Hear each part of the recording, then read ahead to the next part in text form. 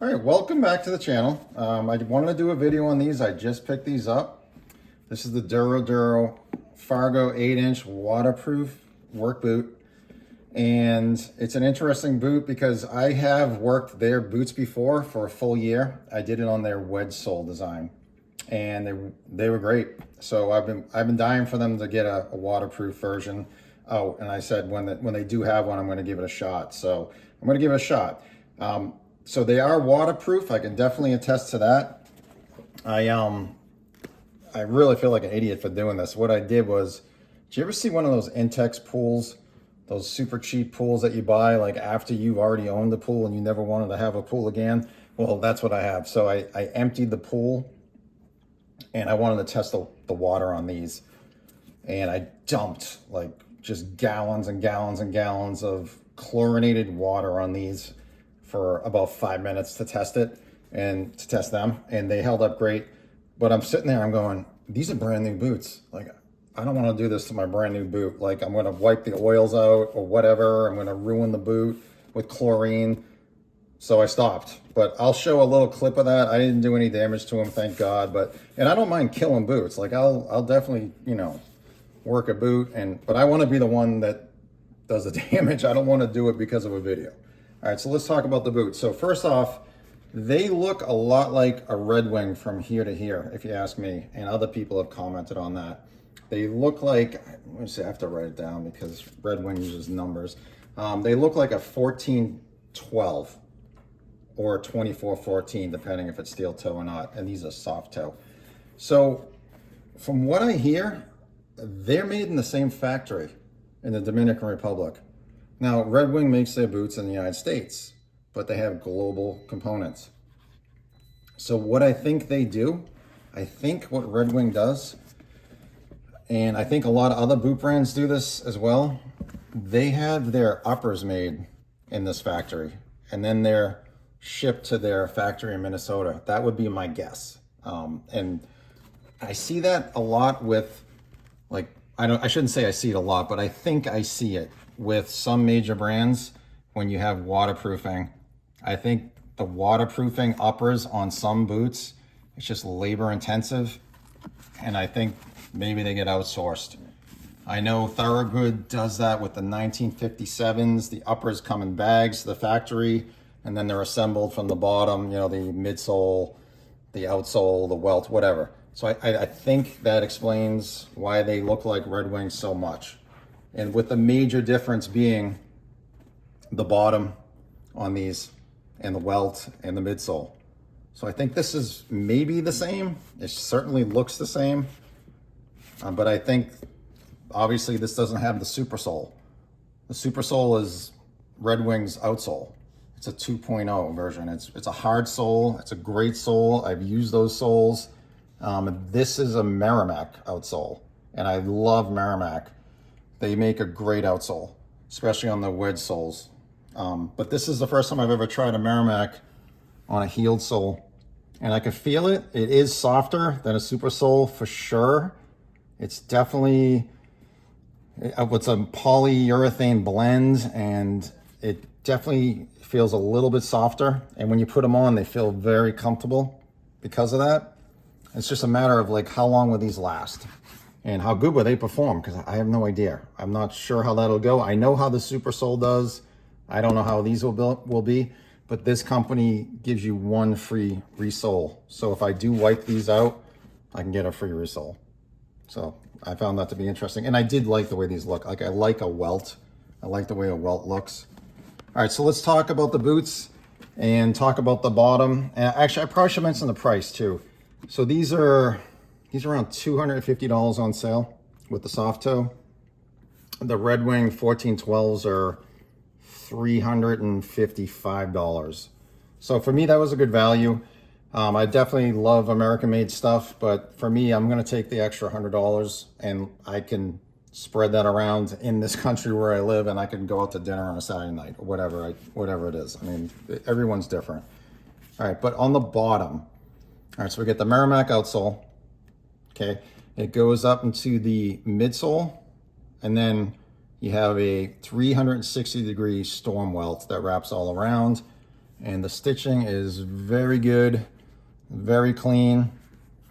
And I'm kind of used to that with this brand. They do a nice job on their welts. And I do like, I actually prefer a synthetic welt over a leather welt. I do, because I spill a lot of stuff on my boots because I work in automotive. And when I do that, all the oils will absorb into leather and it curls it up. With the synthetic stuff, it just doesn't do it. And I don't crack my welts, so I'm pretty good on my welts. All right, so outsole, midsole are welt. So that's the difference. It's welted boot. It's a 360-degree welted storm welt. All right, we'll go to the uppers. We have, what do they call this color? I wrote it down. It's called the 29 brick color. And if it's anything like the Red Wing 1412s or 2414s, I love the way these things start to look after you start working them. I love the cuts and scrapes that they get. And I don't know, I just think they look kind of cool like that. If you look at the toe, it's nice and pronounced. It's got a nice little cap to it, even though this is a soft toe. So I hope it stays like that for a while. And then you come up here, you have 1, 2, 3, 4 eyelets and 4 speed hooks. And I like these speed hooks because they're nice and they're beefy, but yet they don't stick out. I've had really good luck with speed hooks like that. So I like that. If you take a look inside here, I don't know if you can see that. And that's our waterproof barrier or liner.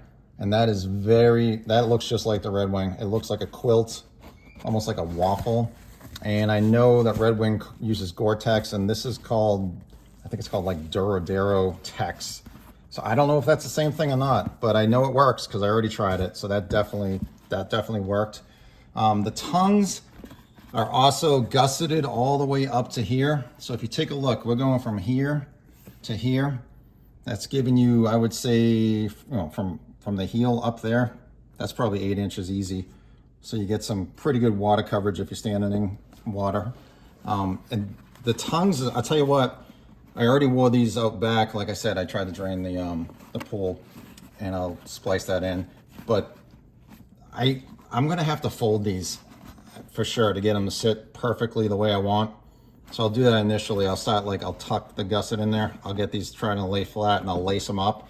And I think they'll break in really nice like that once I get that going. Up top here too, we have the rolled over leather collar, and just like the other pairs, which gives you a little bit of comfort. And they sew what looks like their waterproof barrier right in there. So that's a liner. And you can either put a liner, you could tape seams, or you can treat the leather. I believe this does all three, which I think is a good thing. You really need a liner if you're gonna be submerging yourself into water like that. And I will be. These will get soaked. I pulled out the insoles. I'm not a fan of stock insoles, and these look pretty thin, so I don't think I'll probably keep these for very long. I need a little, I don't know, I need some arch support there. So I'll run them for a week, see if I like them. It's very unusual if I like a stock insole anyway. I probably should have mentioned too, there's a steel shank in there, so you're gonna get some support, on a shovel, which I need because I do a lot of, I'll do some dirt work. But I'm gonna use these for automotive. I'll use them for snow removal. I will swamp these things out. I know I do boot reviews online, and I know I have 3 pairs of boots running right now, and they're coming to their 1-year mark soon. But I'm gonna get these going next week because one of those boots of the 3 that I reviewed, it's kind of getting pulled out of the rotation because it's almost that time anyway, and I got a ton of miles in on them.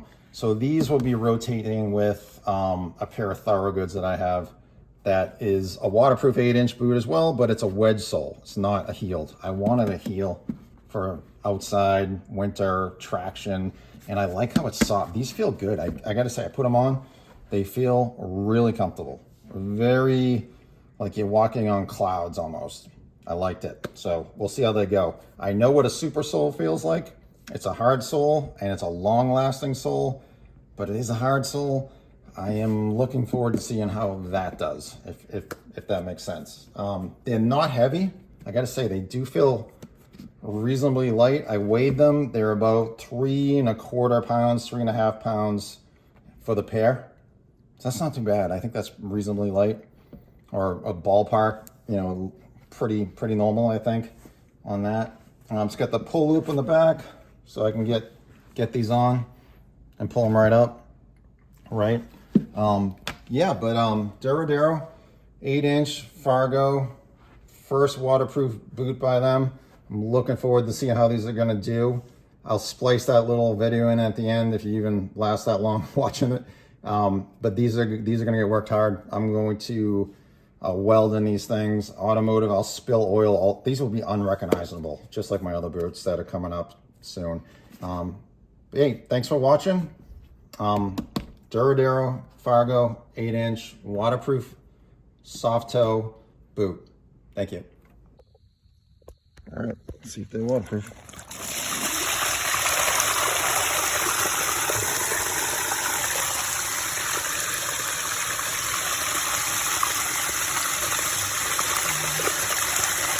Yet. Not for anything yet.